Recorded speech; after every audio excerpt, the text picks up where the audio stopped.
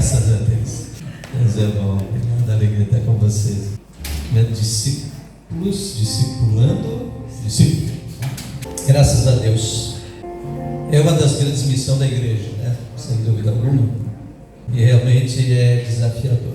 Em 1 Pedro, primeira carta de Pedro, capítulo 3, verso 15, ele disse: antes santificai ao Senhor Deus em vossos corações, e estais sempre preparado para responder com mansidão e temor a qualquer que vos pedir a razão da esperança que há em vós. Sabemos que isso é a nossa salvação, que muitas vezes as pessoas nos perguntam também. Então Pedro diz que nós temos que estar preparados para saber responder. Queremos falar alguma coisa a respeito de discipulado e salvação? Que a gente tem percebido, detectado, vamos dizer assim, é que muitos dos nossos crentes, eles não sabem responder ou explicar a salvação, os passos da salvação, enfim. Às vezes não sabem explicar no que realmente a gente crê. Porque nós somos crentes muito do culto de domingo, onde não é um culto de estudo. E a gente gosta mais do culto emotivo e não daquele culto mais racional, que é o aprendizado, o discipulado. Então Pedro diz que nós temos que estar aptos a responder. Outra coisa é que muitos pensam que se tornar um crente, como a gente diz, é apenas mudar de religião. Isso é muito baixo, esse pensamento, não tem nada realmente a ver. E é muito comum a gente ver as pessoas dizer: trocou de religião, mudou de religião. Evangelho, a salvação é muito mais que isso. Então não é uma mero mudar de religião. São as necessidades que há na questão. Porque salvação é nascer de novo, nascer para uma nova vida, onde se torna possível novamente a comunhão, o relacionamento com Deus.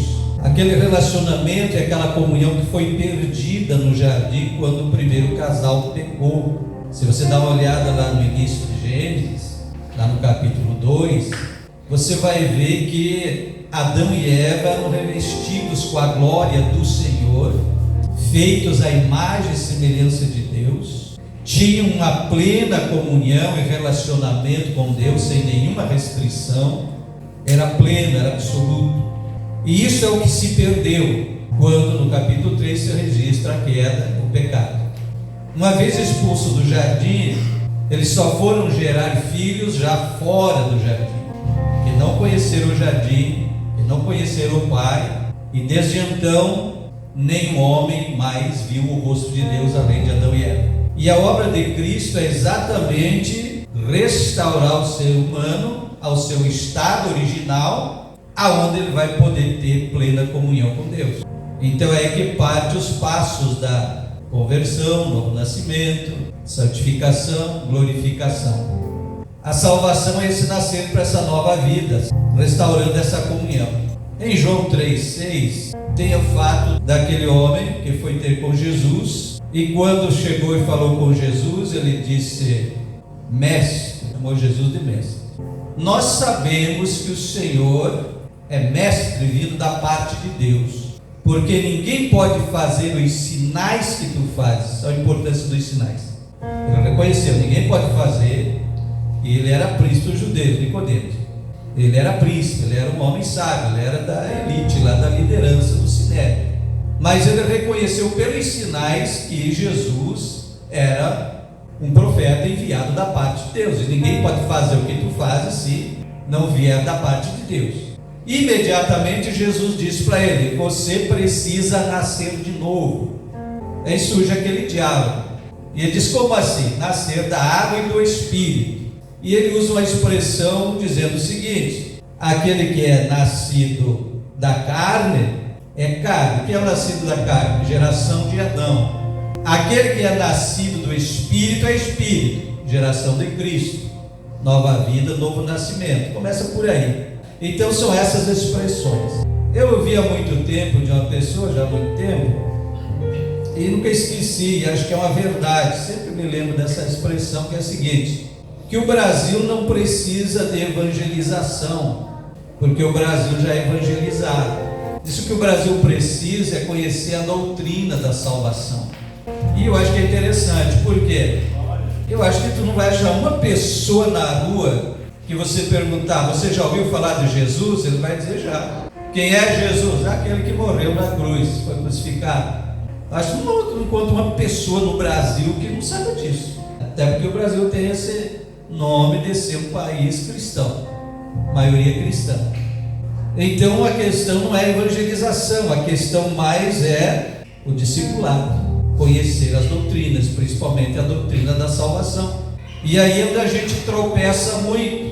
Eu estava há alguns anos também numa convenção nossa em Brasília, já faz tempo também, nem lembro mais quem foi, mas um pastor lá daquela região disse: nós assembleianos somos uns excelentes obstetras e somos uns péssimos pediatras. Nunca esqueci disso. Já ouvi muitos falar e repetir essa frase, mas eu ouvi direto do pastor lá. O obstetra é aquele que faz um parto, todos sabem, né? E o pediatra é aquele que cuida do recém-nascido. Então, ele explicou mais ou menos assim: a gente faz o parto e joga ali, agora tu te vira. Por isso que a gente tem aquele grande número, dizer, tantas pessoas aceitaram Jesus. Quando chega a batizar, às vezes não dá 1% daqueles que a gente diz que aceitou Jesus, vem campanha, cruzada, outros eventos, outras coisas. Porque fica apenas ali, como diz, faz o parto e deixa morrer sozinho. Então a gente está falhando bastante nessas coisas. Então falta realmente essa parte do discipulado, que é o que confirma a pessoa na fé, e principalmente começar pela doutrina da salvação, que é o básico, é o fundamental. A gente tem da nossa editora uma revista, não sei se vocês têm aqui, que tem as 13 lições para o discipulado para batizar, mas não pode ficar só no batismo, tem que dar continuidade no assunto, né? Mas são lições básicas que preparam para o batismo ali, para aquele espaço inicial, conhecendo a igreja, a nova família, Deus, Espírito Santo. E aqui então que está a grande importância do discipulado, que é preparar. Aí nós encontramos essas dificuldades, porque nós temos um defeito, que a gente quer aquele momento emotivo do Pentecostes, mas não quer sentar para aprender, para se aprofundar. Vocês já notaram o seguinte? Dificilmente, eu não sei, não me lembro de um caso de um adventista que tenha virado assembleiano. Vocês conhecem alguém? A irmã era ou conhece alguém? A irmã era adventista. Então temos glória do que é rápido. Conhece um testemunho de Jeová que virou assembleiano? O pior agora, conhece algum muçulmano que virou assembleiano? Pior ainda. Por quê? Porque eles são profundamente doutrinados, discipulados na visão deles. Mas eles são profundamente discipulados naquilo lá e ninguém mais tira da cabeça deles. Por que é que aqueles islâmicos terroristas amarram a bomba no corpo e vão lá e se explodem? Jovens, porque desde pequenininho eles são discipulados e formados para aquilo. A Bíblia já não diz ensina a criança o natural, mas podemos olhar também para o espiritual, o recém-nascido na fé. Diz, ensina ele, que até quando ficar velho vai se desviar mais. E na área dessa parte a gente sabe que a criança lá na primeira, segunda infância, que vai até ali mais ou menos 6, 7 anos, as coisas não são bem exatas, é a idade da formação dela. Tudo que você plantar ali vai definir o resto da vida dele. Nunca mais vai esquecer, vai sair. Diz que ali até os 3 anos de idade de uma criança, existe cerca de 1000 conexões de células do cérebro por segundo. Parece que o cérebro está numa explosão. É o campo aberto, é o campo fértil. Tudo que você semear ali, você vai definir o resto da vida dele. Por isso que essa gente tem tamanho sucesso. Uma vez um pastor nosso, na época estava com a gente aqui em Parobé, a gente tinha lá, porque tinha escola de informática lá, se encontrou com outro adventista lá dentro da nossa escola e começaram a discutir Bíblia lá os dois.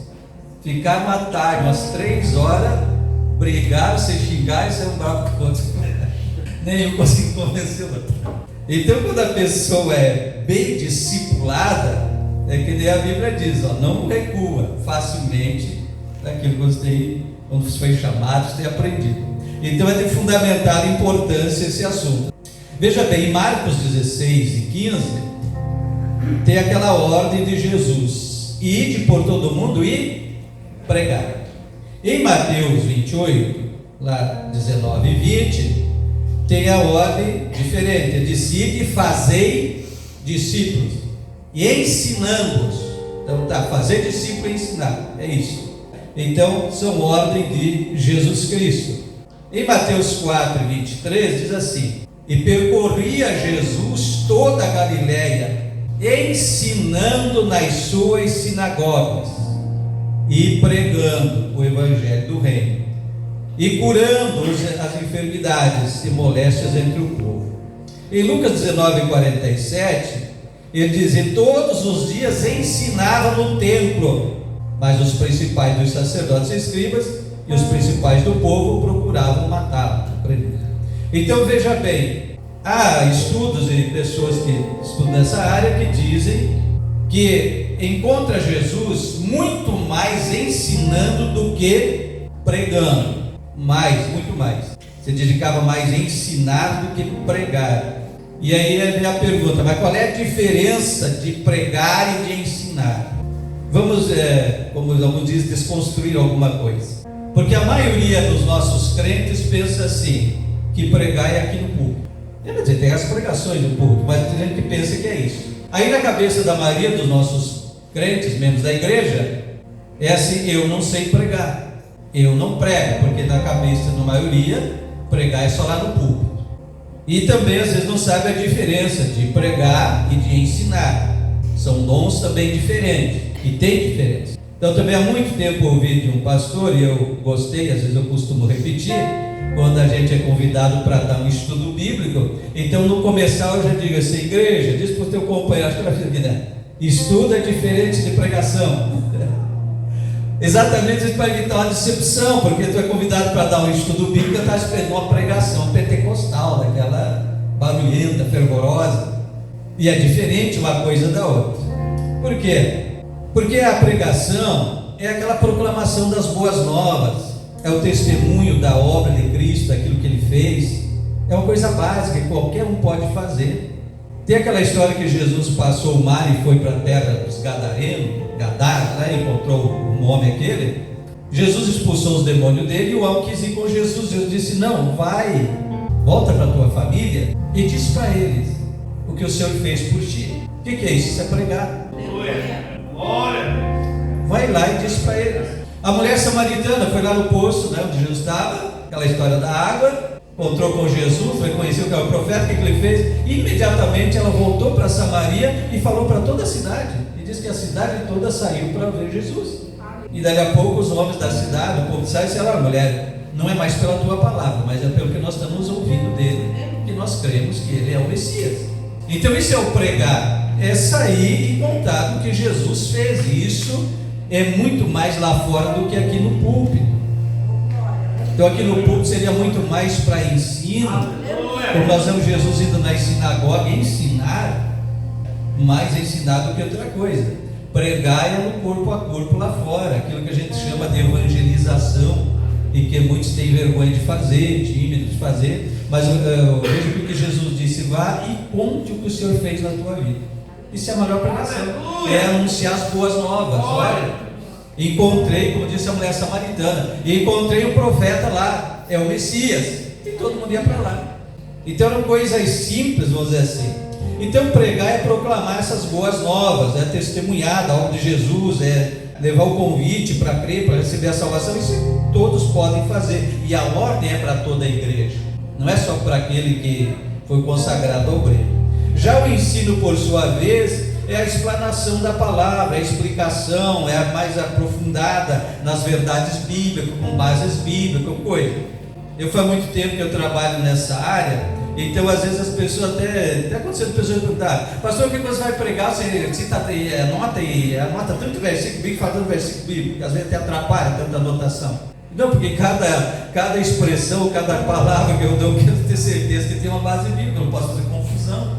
E quando eu dia na escola também em Parobé, lá na quinta-feira, uma época que a gente fez um pouco diferenciado lá, uma conversa, e o Marco falou: pastor, como é que é? Assim, eu digo: olha, quanto mais eu estudo, mais eu descubro que nada sei. Daí agora, pouco dia, eu vi um pastor falando isso num programa de televisão, né? Quanto mais eu estudo sobre Deus, mais a gente descobre que não sabe nada. E é mais ou menos assim, porque a fonte é grande e inesgotável. Então tem que partir para essa área do discipulado. Então requer, dentro do estudo bíblico, essa explanação, mais explicação, mais aprofundada e tira dúvidas. O que eu quero dizer com isso? Que na pregação, às vezes você só cita coisa e você não dá explicação, e as pessoas formam uma ideia às vezes diferente. E no estudo a gente vai dar explicações e ver versículos bíblicos e mostrar a base e formar a ideia mais completa. Por isso que aqueles crentes que vivem só de pregações bonitas, avivalistas e coisa, ficam rasos em termos de Bíblia, de conhecimento, e formam ideias erradas, porque pega uma expressão aqui, outra expressão lá. Deixa eu dizer uma coisa, eu acho que os pregadores também vão concordar comigo. Quando a gente está pregando, a gente estuda, vê uma mensagem, vem pregar, na cabeça da gente, a gente pensa que todo mundo está entendendo o que a gente está falando. Então tu faz menção de um versículo, de uma frase, de uma expressão bíblica, uma parte, e a gente acha: o povo já entendeu, porque está pregando, não está dando um estudo, vai ficar dando explicação em detalhe, quer dizer isso, quer dizer aquilo, né? E tá, né? É diferente. Então na cabeça a gente acha que todo mundo está entendendo, porque citou, mencionou uma coisa, beleza. Eu até costumo às vezes ir para um lugar que eu pregar, porque você tem duas coisas difíceis, uma boa e uma ruim: pregar para um povo que conhece. Eu digo assim: primeiro, povo que tem conhecimento, se tu pisa na bola, todo mundo vai ver que tu errou alguma coisa, né? Por outro lado, eu digo assim, aí eu me escapo, né? Para o bom entendedor, nem a palavra basta. Então, se eu falar uma coisa meio apropriada, você já entendeu o que é. Tem que ser espertos aí. Mas são as coisas que acontecem todas as vezes na cabeça da gente. Ele menciona, está pregando, empolgado, cita uma coisa aqui, cita outra lá e pensa: o povo entendeu. Só que às vezes o povo que não tem muito conhecimento, ele entende errado aqui, associa com outra coisa lá, e daqui a pouco ele está com uma coisa distorcida. E que só o estudo tira essas dúvidas. Então o resultado da pregação, ela tende também a gerar uma resposta rápida, imediata, e hoje nós vivemos muito nisso, tudo é para já. Então aquela pregação empolgada, Pentecoste, aviva, já traz uma emoção, então parece uma resposta rápida para soluções. Confundimos também os cultos de libertação, de socorro. Jesus ia curando e não mudou isso. Então nós anunciamos: vai ter milagre, vai ter cura, Jesus salva, Jesus resolve o teu problema. Não está errado, só que isso é o básico, é o mínimo para trazer a pessoa. Daí para frente é outra coisa, muda toda a história. Senão acontece o que Jesus também disse assim: você expulsa o demônio, ele vai embora, a casa fica vazia, o demônio volta, acha a casa vazia, limpa, volta e traz mais 7. E aí que nós erramos. Não é porque a pessoa levantou a mão e disse: eu aceito Jesus, que está tudo resolvido. Dali é que inicia o grande processo, que é o que a gente esquece. No processo que se inicia a partir daí. Então o resultado da pregação tem esse negócio de ser rápido, de ser imediata. Daí muita gente fica só nisso. Demanda então ali, o ensino já demanda um processo mais demorado, como eu estou explicando e estou indo aqui, tá? Aí às vezes eu vou dar estudo bíblico, eu digo assim: irmão, se alguém cochilar na cadeira, eu dou glória a Deus. Eu sou de fé, né? Se alguém cochilar na cadeira, eu dou glória a Deus, que Jesus já curou da insônia, né? Agora se eu levantar e sair, eu dou glória a Deus também, que ele está gostando, foi buscar mais alguém. Não desistiu. Então nós temos que ter fé, né? Ser otimista do negócio, né? Porque o estudo é um pouco mais cansativo. Você tem que botar a cabeça para funcionar, raciocinar, analisar, pontuar as coisas, senão não funciona. Então por isso que o ensino demanda um processo mais demorado, respostas mais elaboradas, requer tempo, requer uma sequência também, né? Por exemplo, lá em Atos 11:26 tem uma palavra que aconteceu o seguinte: os irmãos que foram dispersos, já vou falar mais gente aqui, e que começaram um trabalho em Antioquia. É uma cidade que é sul hoje da Turquia, lá de vez com a Síria, já não é mais entre Israel. Então lá se iniciou a igreja, e Barnabé foi para lá, e buscou Saulo e Paulo mesmo, né? E ficaram 1 ano ensinando na igreja. Olha, 2 grandes mestres, maior que da história bíblica. E ficaram, então por quê? O ensino, o discipulado requer tempo, e isso está sendo um problema constante. E o que eu vejo? Nós temos muitas atividades na igreja que não está dando muito resultado. Temos gente fraca, gente doente na fé, estão ali de arrasto. E nós temos muita atividade na igreja e pouco atendimento personalizado, mais direto e mais profundo nas coisas, que resolva, que cure, que isso é processo de discipulado, é um longo processo da santificação progressiva, de desenvolver a salvação, de crescer na fé, no conhecimento e a maturidade. Então é um longo processo. E quando esse processo fica abortado, encalhado, a gente fica aqueles meninos na fé, aquelas pessoas doentes, estão ali na igreja indo de arrasto, como diz, de campanha em campanha, sempre com os mesmos problemas, e não cresce, não amadurece, dando sempre as mesmas lutas. Então são as dificuldades. Então veja bem, no início da igreja primitiva, em Atos dos Apóstolos, observe o seguinte: no início a igreja primitiva ficou restrita em Jerusalém, desobedecendo a ordem de Jesus: ide, fazei discípulos. Era a ordem de Jesus, nas últimas instruções dele e tudo, tá certo? Então lá em Atos capítulo 1 nós temos essas últimas instruções de Jesus e a sua ascensão ao céu. No verso 8 foi que ele disse: recebereis poder ao descer sobre vós o Espírito Santo, e sereis minhas testemunhas em Jerusalém, Samaria, até os confins da terra. Certo? Então essa era a visão, para eles partir e levar o evangelho, pregar e fazer discípulo, que era a ordem, né? Embora, mas eles não, você vai ver, eles ficaram em Jerusalém. Atos capítulo 2 é o Pentecostes, o Espírito Santo desceu, cumprindo o que Jesus disse: fique em Jerusalém até o Espírito vir, depois vocês vão ser vazai, ser minhas testemunhas. Em Atos 2, então o Espírito Santo desceu, Pedro faz aquela primeira pregação, 3.000 pessoas se convertem, mas eles ficaram em Jerusalém. Não creio que foi desobediência proposital, mas foi negligência. Eu entendo que foi assim. Pode ser que alguém ache diferente. Foi negligência, descuido, não prestar atenção no que Jesus falou. E esse é o maior problema até hoje, e a gente não prestar atenção no que o Senhor está falando, no que a Bíblia está nos ensinando. Então veio o Espírito Santo, encheu eles, Pedro prega, 3.000 almas se convertem, mas ficaram em Jerusalém. Atos 3, por exemplo, na entrada do templo, cura o aleijado, o coxo lá, e Pedro faz um discurso maravilhoso, 5.000 pessoas se convertem, e a liderança judaica não gostou e prenderam Pedro e o João, né? Prenderam Pedro e o João. E o Senhor, né? Então lá em Atos 4, Pedro e João na prisão, passam uma noite na prisão. No outro dia, tiram eles da prisão e levam perante os sacerdotes, os escribas, a liderança, os anciãos, que eram os líderes, né? Para dar explicação, mas pela pressão do povo, pelo testemunho do homem curado ali, não acharam motivo para prender, nem para açoitar, se obrigaram a largar eles, aí tentando intimidar com palavras, que não, né, não pregasse mais sobre Jesus, enfim, eles vão lá. Sai assim no capítulo 4.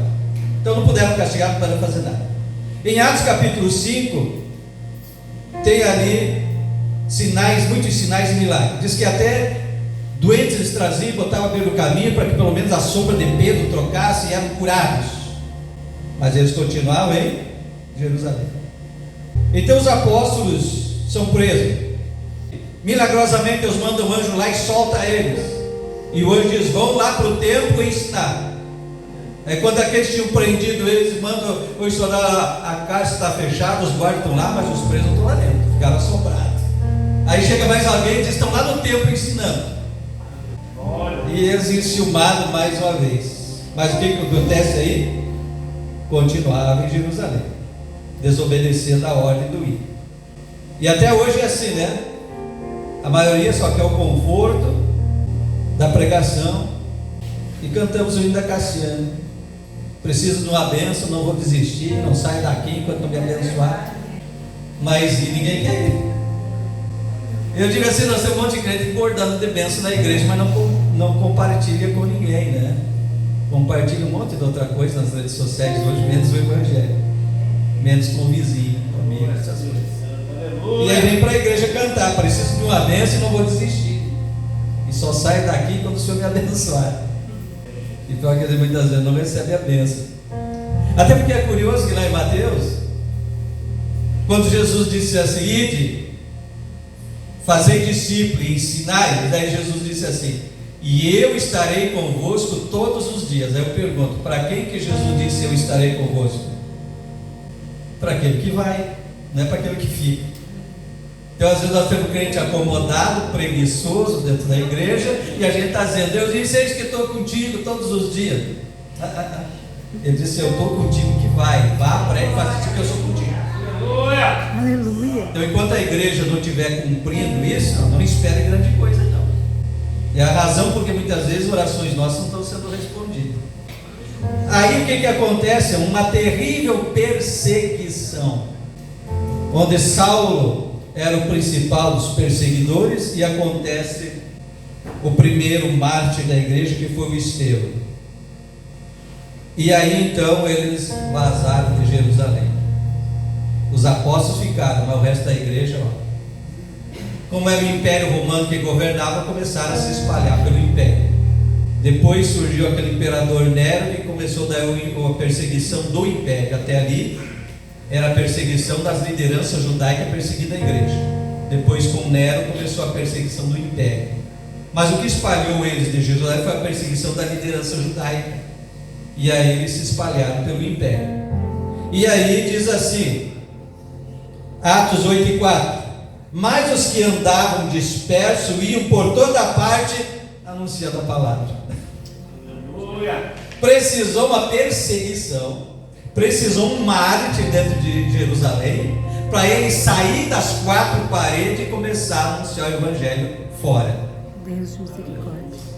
E o judeu ainda tinha aquele preconceito que só eles eram gente de Deus, os outros não. Mesmo quando eles saíram, aí eles começaram a pregar só para judeu, certo?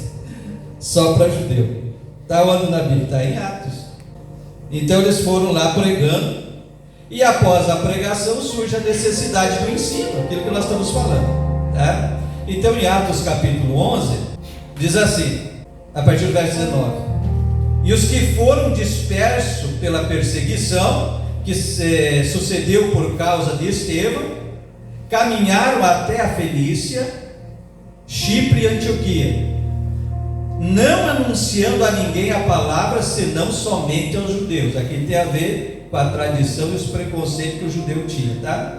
Mas aí no verso 20 diz assim, havia entre eles alguns homens chíprios e sirinenses, ou seja, que não eram judeus, os quais entrando em Antioquia falaram aos gregos e anunciaram o Senhor Jesus, e a mão do Senhor era com eles, e grande número creu e se converteu ao Senhor. Então não foram os judeus de Jerusalém que começaram a falar, mas outros que já tinham crido dentro de Israel, e anunciaram para os gregos. E os gregos eram muito assim da sabedoria, assim, muito orgulho, eram pensadores, os grandes filósofos que até hoje influenciam a cultura, e muito vem lá desde a Grécia Antiga, antes de Cristo e mesmo depois de Cristo. Muitos filósofos, até hoje somos influenciados pelas ideias dos filósofos. Então os gregos tinham aquele orgulho da sabedoria, da filosofia, eles buscavam muito isso. Já o romano, o orgulho dele era as guerras, ser soldado romano era o maior orgulho do jovem, né? Essas coisas. E como o Império Grego foi antes de Roma, então ficou a cultura grega dominando, influenciando, embora o governo já fosse romano. Aí veja bem, e a mão do Senhor então era com eles, e grande número creu. Chegou a fama destas coisas aos ouvidos da igreja que estava em Jerusalém, e enviaram Barnabé lá para Antioquia. Enviaram Barnabé a Antioquia, o qual, quando chegou e viu a graça de Deus, alegrou-se, exortou a todos a permanecerem no Senhor com propósito de coração, porque eram homens de bem, cheios do Espírito Santo. Ele, Barnabé, homem de bem, cheio do Espírito Santo e fé, e muita gente se uniu ao Senhor, ele ganhou gente. Aí partiu Barnabé para Tarso e buscou Saulo, achando-o, conduziu para Antioquia. E sucedeu que todo um ano se reuniram naquela igreja e ensinaram muita gente. Então veja bem, precisou uma guerra, uma perseguição, para eles se espalhar, e daí para onde eles iam? Não eram os apóstolos ficaram em Jerusalém, era a igreja, o povo, aonde eles iam foram falando de Jesus. Se o juiz que eu expliquei primeiro pela cultura deles, só falar um para outro judeu, mas eu ensinei a falar para os gregos, e abriu a porta, e vai para lá os maiores mestres, Barnabé e Paulo, por um ano discipulando aquele povo. E como eu falei, sempre Jesus muito mais ensinando do que pregando, certo? Então eles fizeram o trabalho do discipular. Então requer um pouco mais de esforço, requer. É um pouco mais cansativo, tanto para quem prepara o ensino quanto para quem para ouvir. Mas é necessário. Então é necessário para ver esse crescimento e essa maturidade. E essa maturidade que a gente precisa alcançar. A Bíblia exorta e ensina isso. Então a gente tem que sair, antes que a luta ou as coisas piorem, como aconteceu lá, sair um pouco do nosso comodismo, confiar no que Jesus disse, vai, eu serei contigo, e comece a falar. Já ouvimos até testemunho que hoje, antes de gente falando da conversão e coisas, né? E como isso é importante, que pare e sente para aprender. Então a igreja ela tem que se equilibrar. Nós precisamos daquela campanha que a gente diz evangelística, trazer alguém que tem dons de cura e coisa, precisa dar aquela sacudida, soprar cinzas, acorda, move, acontece milagre, pessoas que têm dom, ministério para isso, é necessário, mas a igreja tem que se equilibrar e se alicerçar no ensino também, porque é isso que vai confirmar, dar o crescimento e a maturidade.